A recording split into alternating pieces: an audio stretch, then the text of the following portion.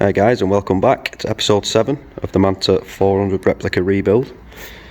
So on the last episode you've seen we got the front axle all on.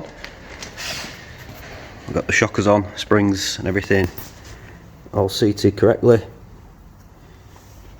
That's all done in pretty well. I'll just show you.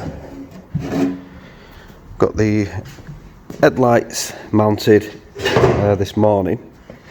They do still want a bit of sort of tweaking about just to make them sit flush in the bezels, and I also need to dig out a couple of the rubber surrounds for them, which I have got in new old stock in my container.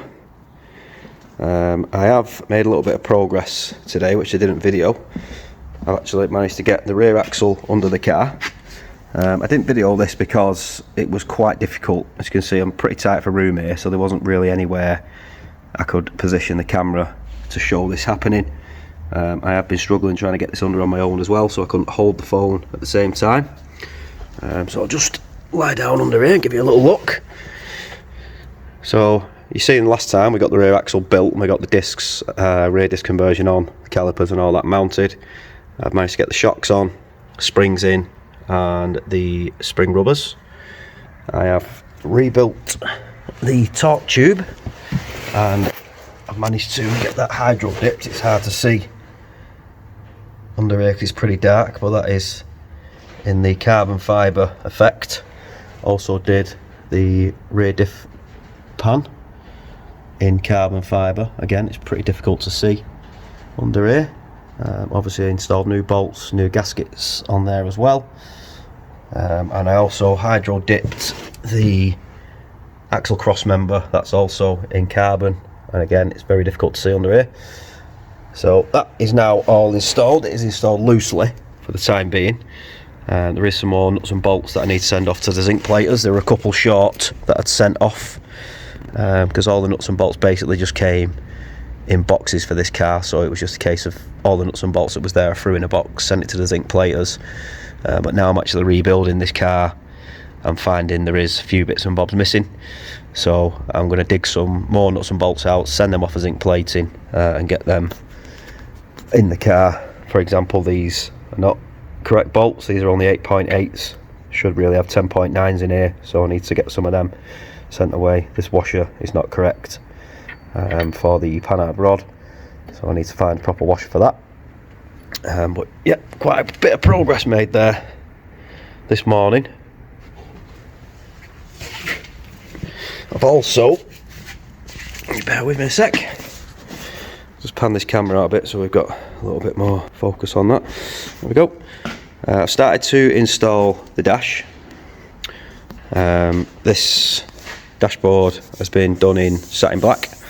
I am tempted to get this flocked. I'm not entirely sure yet, but I'm not sure how the flock is going to sit with the hydro dipping we did. So you can just see there, we've got this section of the dash just mocked up for now. I'm just trying to find screws and nuts and bolts and stuff for the correct ones for the dash at this point. So this is just physically a mock-up stage to make sure all the wiring loom is in the correct position, routes all the wiring through to the clock and so on. Still need to run the wires through over to the indicator at this side, down to the handbrake lever, down to the gearbox. Still need to put the wiring in up to the interior light. So that's probably going to be what we'll move on to at some point in this episode. So I think that's possibly what we'll move on to next, actually. is rerouting some of this wiring and getting the clocks installed, get the heater box in, and get all the cabling in for the heater box. That's probably the next stage. So I'm going to have a little bit of a dig around, find some more nuts and bolts, get some stuff together. But as you can see there now, the car is coming on pretty well. I can now get some wheels on. You'll see there I have still got the 5 stud wheel hubs on the front. I have managed to find a couple of 5 stud or 5B120 Ronalds that I can put on the front as temporary, and I've got some 4 stud Ronalds that I can put on the back as temporary. The plan for that is I'm going to send my rear half shafts off to my brother's machine shop, who should be able to weld up the holes in the half shaft, machine it all back properly, and convert them half shafts into 5B120. So then I've got 5 stud front and rear. The only problem I'm going to have then is I then need to find a 5B120 disc that's going to be the same size and same thickness to suit these calipers, because I don't really want to be changing that whole rear brake setup on the car. If I can just get away with changing a disc to match the stud pattern, then that'll be ideal. So that's something I'm going to look into in the future. So right, with that said, I'm going to crack on. I'm going to find some bits and bobs. I'm going to get a plan together and work out where we move on to next. So I'll be back in a mo. Okay, so what we're going to do next is we're going to get the heater box in. I've given this a quick clean up and give it a quick scuffing up, put some adhesion promoter on there and some satin black just to tidy it up. The reason for that is there's usually like a rubber matting that goes over all this, but it's literally impossible to get hold of these days, and it's so brittle it just falls into pieces. Obviously I don't want to put stuff like that back on the car because it just looks an absolute mess. So the only alternative at this point is just to clean paint the plastics and make it look as tidy as possible. I'll just show you what I mean with the rubber matting. So it's this sort of stuff. As you can see, this piece is missing, it's all cracked. It's no good, I can't put that back on the car.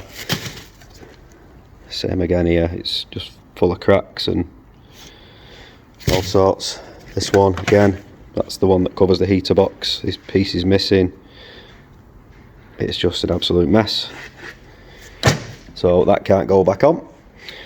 So what we're going to do now is I'm going to position the camera here so you can see, and we're going to start to install the heater box into there, get all the plastic covers on, put the vent box in and the distributor panel on the back, which sort of distributes the heat to either side of the car, and then start to get all the ducting in up to the vents in the dashboard. Once we've got all that in, then we can start to build the dashboard up fully. Yesterday I put the lower dash section on just to mock it up, just to find the right screws and stuff, which I've now done, so that can come back out while I'm installing the heater box underneath there, and then we can start to get all the clocks and everything in. So that's going to be the aim for the next couple of hours, I would imagine, and then once that's done we'll see what we're like for time and see what else we can get done.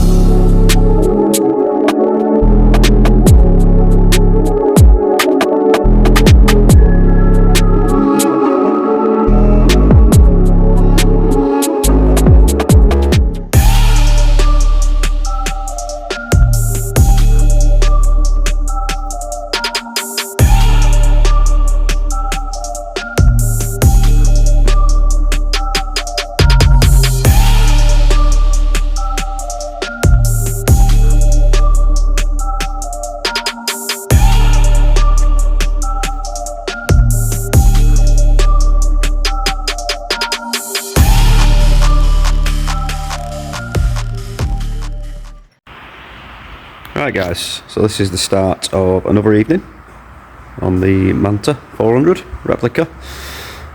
This is just sort of a continuation now. This is a few days rolled into one episode. So as you've seen there on the last clip, we've got this heater box in. So that's all now fastened in and sealed in as well, to stop any water getting through there or fumes, hopefully from the engine compartment. What else did we do yesterday? I've got the seals around these headlights, although I'm not sure yet whether I'm going to keep these or fit the Ermshire exclusive type ones, the later type ones. These are the type with a, if you can see in there, big metal frame behind them. I'm not a massive fan of the fit of these, because over the years these just bolt through the centre, two bolts that go directly down the middle and then bolt on from the back with a plate. And what happens is over the years, because these have been bolted onto a car, they kind of get pulled in the middle, so they end up with a bit of a bow in the lights. I'm not sure if you can see that there. Now it's not a major issue, it doesn't bother a lot of people, but I'm not a big fan of these, the way they fit. You can see there, this sort of little sort of bulges in and where the bolts are fastened in, which pulls that panel through. And also these rubber seals don't fit to this type of lamp very well at all. These are original Ermshire bezels, but again, I'm just not a massive fan of them, so maybe we'll change them in the future. We'll come back to that at some point. Also yesterday we got the door handles blasted and painted and fitted. We also got all the lock mechanisms in. We've got the striker catch, the mechanisms in there, all the rods and the window mechanisms in both doors, and also same again in that door. We got the check strap fitted down in there, and we also got the pedal box installed as well. And also you've seen we got that distributor plate for the heaters, which distributes the heat either side of the car up to the vents in the dash, and obviously up to your screen blowers. Now I've not videoed a lot of this again because I'm really struggling for room here at the moment. The unit's an absolute bomb site, as you can see. You get all sorts of stuff out when you're restoring a car like this. I'm stuck for room on this side, and I've got even less room on this side because there's just cars everywhere. So the plan is, you can see that car that's outside, that's going into alternative storage for a couple of months. And also one of these two cars, either that one, which is my brother's 400, or this one, which is my Mancona, will be going into storage as well, which will allow me, basically, once one of these cars have gone, we can then bring a car up here, and then I can just have this 400 in the middle of the garage with that out the way, which will allow me to open the doors and work around the car a lot more easily. And then I can get the camera in and get some better footage for you guys of the process. And also then I can uncover the pit, get the car on the floor on its wheels, and then I can get underneath the car for better access down the pit to start running the brake lines and fuel lines and stuff. So that's just a quick catch up of where we're up to now. The next thing I'm going to do is I've got my brake servo master cylinder here, which wants repainting and a bit of work on that. So we're going to be hanging that up. We're going to get that painted. Once that's painted, we can get that fitted. And then I've got somewhere knocking about, I don't even know where, oh, it's there, the steering column. I can then get my steering column in, put my steering wheel on, put the UJ on, and get that all connected up so that I've actually got steering on the car for when it's on the floor, so it's easier to manoeuvre around. So that's going to be the next step, fitting that, painting and fitting the brake servo master cylinder, and then we'll see where we get up to once those are done. So we'll crack on with that now. Let's move on. Right guys, so as you can see there, we've got our brake, master cylinder and servo installed there in the corner. Get you a better shot of that. It's a little bit dark in here so you can't really see much, but anyway, that's in. Brake, master cylinder and servo. That went on pretty good. We've cleaned that, we've painted that, obviously primed it first. That's come out pretty nice. We've also put the steering UJ in position. That was actually seized, so we've had to get that in the vise. We've had to strip all the old gunk out of it, repack it all with grease and freed that up. And obviously we've cleaned that and give that a little bit of a paint as well. Obviously I don't want to be putting rusty, horrible looking stuff back on this car at this point. We've also, just give you a better look at that from this angle.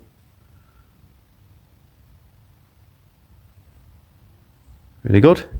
We've also put the steering column in. That's just bolted in loosely at the moment. We're going to put a steering wheel on there shortly as well. So obviously that gives me the ability then to steer the car around once we've got it back on its wheels. Like as I was saying earlier, I want to get this car on the floor and be able to manoeuvre it in more into the centre of the garage once these cars have been shifted, so I can get around it and open the doors and make it easier to work on. So that gives me the ability to actually steer the car rather than kicking the tyres to try and move it around.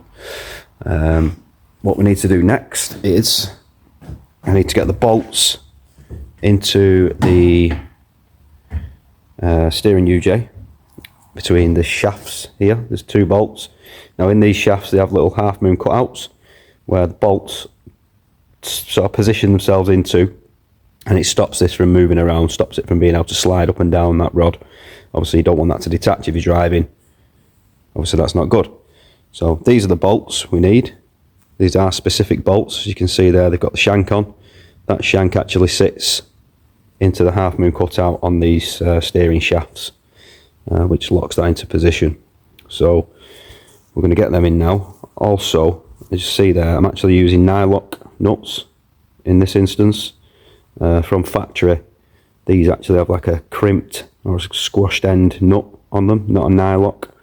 But obviously after years of being tightened and loosened and on and off, they do become quite weak and they don't sort of lock on very well anymore. You can re-squeeze them in the vise. I have tried it before, but sometimes if you squeeze them a little bit too tight, they pick up on the threads and they become a bit of a nightmare to deal with. So obviously this day and age, we've now got nylock nuts, so that's what I'm going to be using rather than messing about with the old stuff. So we've got some nice shiny new nylock nuts that we're going to be putting in there now. So I'm going to reposition this camera, try and get it into a better spot for you, and we'll climb under the car. We're going to get these nuts and bolts put in, tightened up.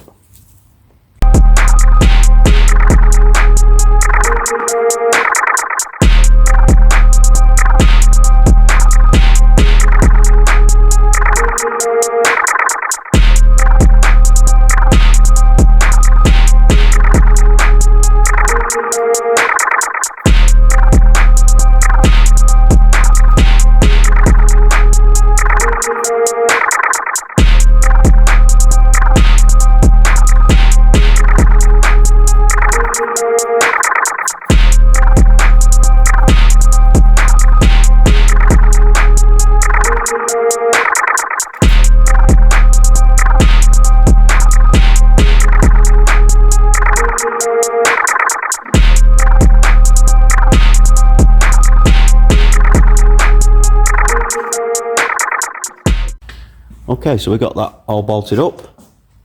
The bolts are now fastened nice and tight, nice and secure. So the next step is we're going to put the steering wheel on. Just get this camera in a better position. Look at our little Raid steering wheel there. Nice little wheel actually, these. This does want a bit of a refurb. Some of the paint started to come off it. I'm not entirely sure whether I'm going to use this wheel permanently on the car yet, or look for something slightly different. I have got a couple of options on steering wheels, got some rare wheels knocking about, but we'll just have to see what suits the car once it's done. There's always, you know, new stuff to choose from, some nice Momo ones and Sparko ones out there on the market, so we'll decide that. But for now, we're going to put this on, as I said, just so we can get the car steering.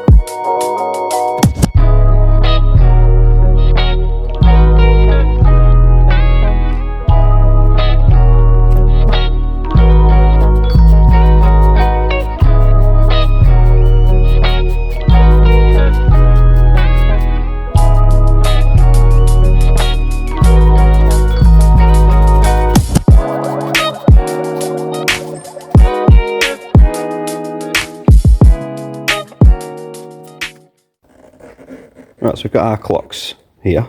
As you can see, there's quite a bit of garbage and gunk in there, so that's not going to look very nice at all with it in the car. So what we're going to do, we're going to strip this, we're going to take the front cover off, and we're going to clean all inside of there and see if we can make it a bit nicer.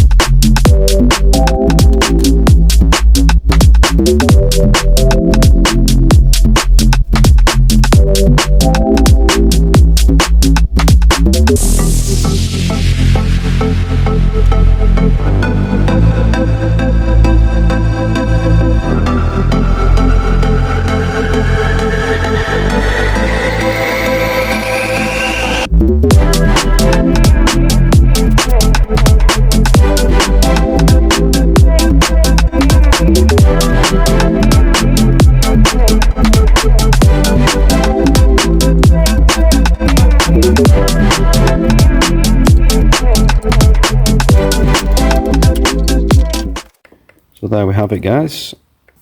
One cleaned up dash binnacle. Get a bit of light on that. The lighting's terrible in here at the minute. But I think that looks a hell of a lot better. There's a few marks on the plastic, but I mean, it's an 80s car. So, you know, that screen has been wiped probably thousands of times over the years, so there is some light scratching on there. But that is a hell of a lot better than it was. Colours come out a hell of a lot better in all the gauges.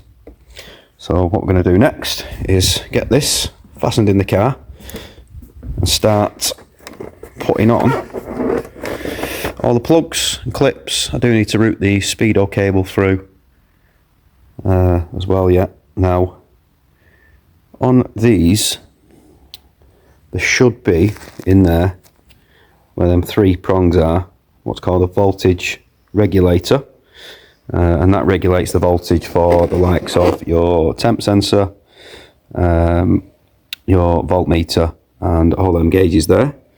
Now, as you can see on this car, that is actually missing. Now, there is an upgraded version available for them online, because the old ones was notoriously unreliable, and it actually sent your gauges doolally, and you would end up with your temp gauge going right over to the red, even though your car wasn't overheating. Fuel tank gauge just wouldn't read, or would read incorrectly, same with your voltage gauge, so on. So at this point it would be a lot easier, obviously while this is out, to clip that in there, but unfortunately it's slipped my mind and I have not actually ordered one.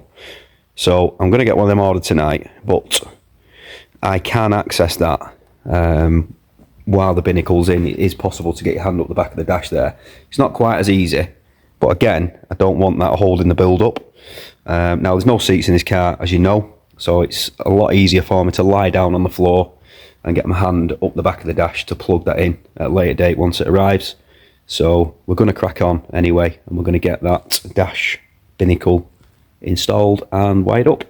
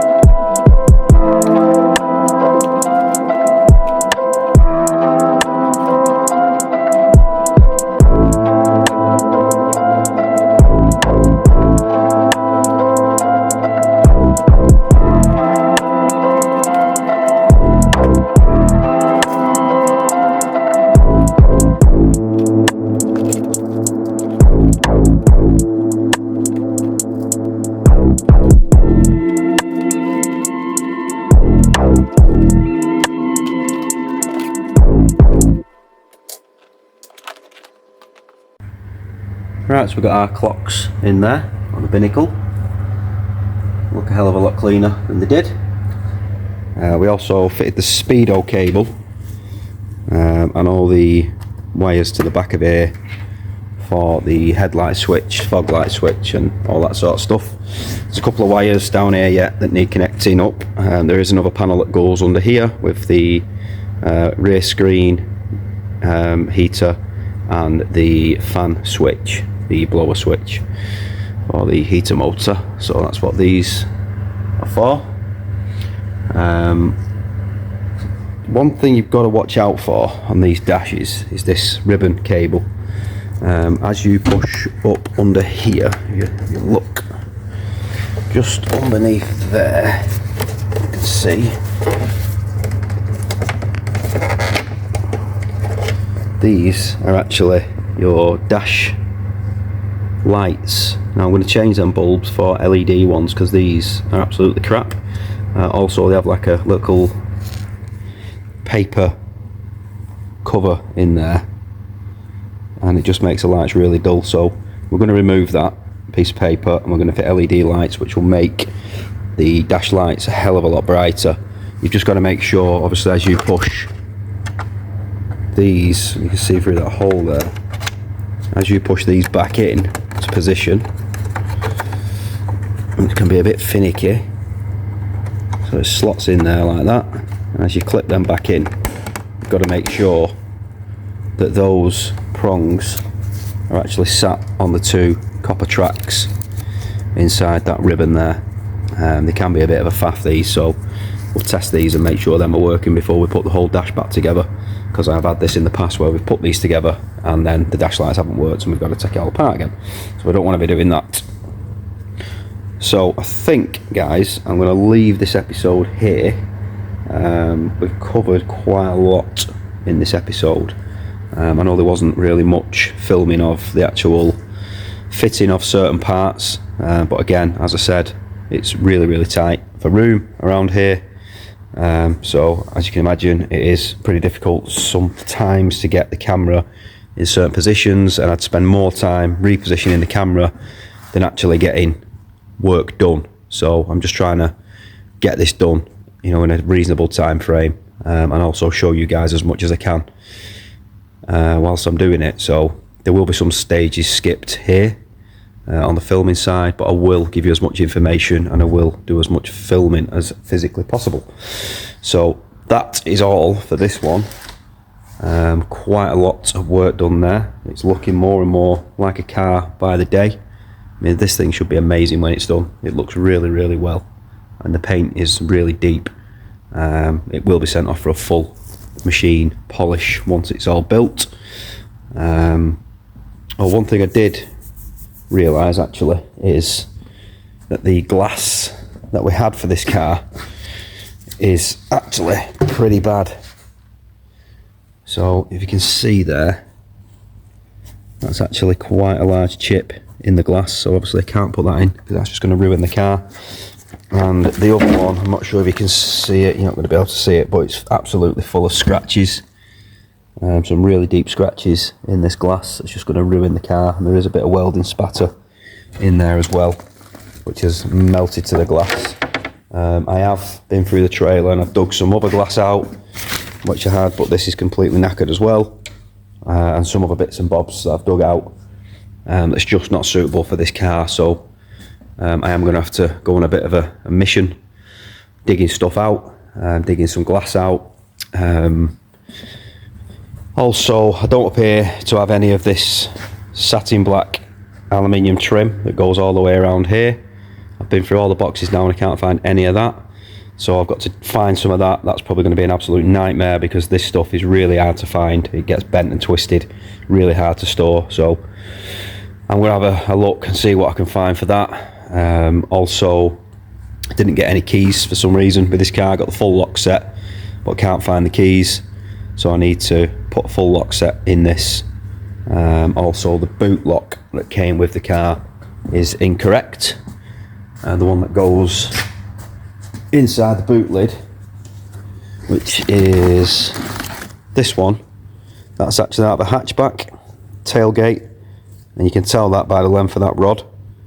This coupe ones are a hell of a lot shorter because they've got a much shorter distance to travel through there to the boot lock.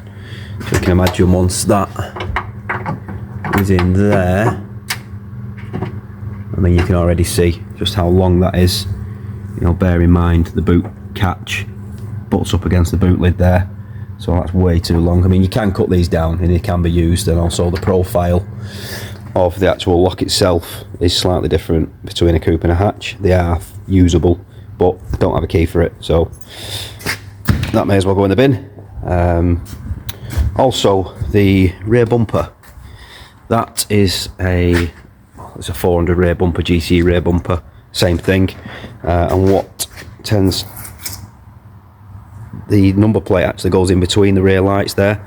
Now I prefer the look of the exclusive bumper, which actually has the number plate attached to the bottom of the rear bumper, and then it has a nice infill panel which fits between the rear lights. So I'm thinking I'm going to ditch this bumper, I'm going to fit an exclusive bumper and install a flashback infill panel there in between the rear lights, which I think will look a lot more subtle, because these bumpers are quite bulky. I've never liked the look of them, and also I've never liked the look of having the number plate jammed between the rear lights. It just ruins the back end of the car for me. So might not be to some people's taste, but I'm building it to my taste, and that's what I like. So that's the way we're going to go with that. There's all sorts of bits and bobs missing for this car after digging through the boxes, and there's also stuff that's just not reusable that I've had to dig out from storage. So it's tying up so much time travelling out to the container, around the back of the yard, into the storage trailer, which I did a previous video on, and you've seen what it's like in there. Trying to find stuff is becoming an absolute nightmare, so it is slowing this build down quite a bit, but it's got to be done. So that's it for this one, guys. I hope you enjoyed it. I hope you like the way the car's coming on, and I'll see you on the next one.